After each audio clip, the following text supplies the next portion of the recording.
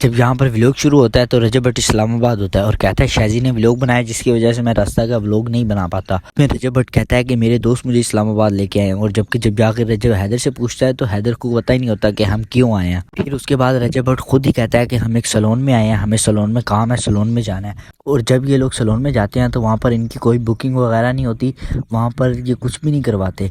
पर जब जाते हैं तो आगे से लड़की इनको इंस्टाग्राम का अकाउंट खोल के दिखा रही होती है, तो हाईली चांसेस हैं कि हम वहाँ पर इस्लामाबाद में उस सैलून की प्रमोशन के लिए गए होते हैं, क्योंकि इनको कोई और काम तो होता नहीं है इस्लामाबाद।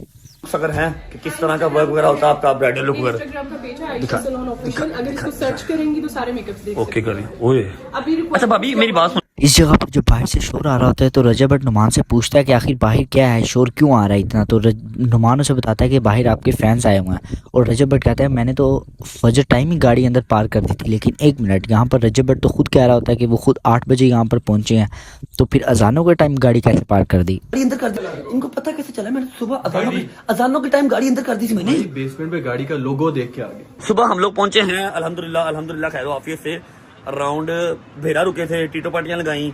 हम लोग पहुंचे हैं 7:30 बजे या 8 बजे, हाँ 7:30-8 बजे पहुंचे हैं। मैंने नुमान को फोन। जब यहाँ पर रजब भट्ट से बच्चे मिलने के लिए आते हैं तो रजब भट्ट ऐसे शो करा रहा होता है कि जैसे तो पता ही नहीं है कि कौन आया है। और उन फैन से जब मिल लेता है तो उन बच्चों से मिलने के बाद कहता है कि व्लॉग से तुम पिक्चर्स ले लेना। और भाई साहब व्लॉग से पिक्चर कैसे ले लें, वो तो आपके साथ पिक्चर्स लेने आए हैं।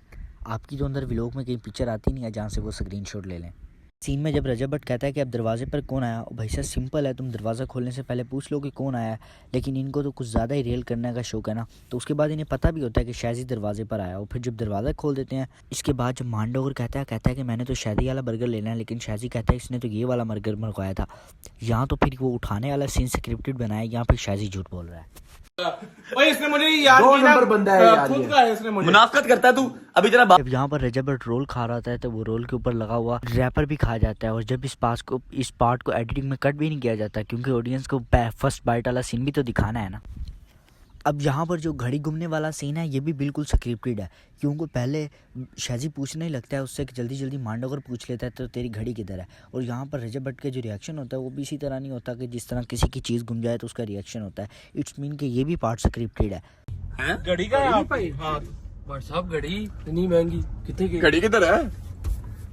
वही रोड साइड पे यार। Video is going to end, तो बताओ कमेंट्स में कि अगली वीडियो में किसकी मिस्टेक्स निकाली जाएं।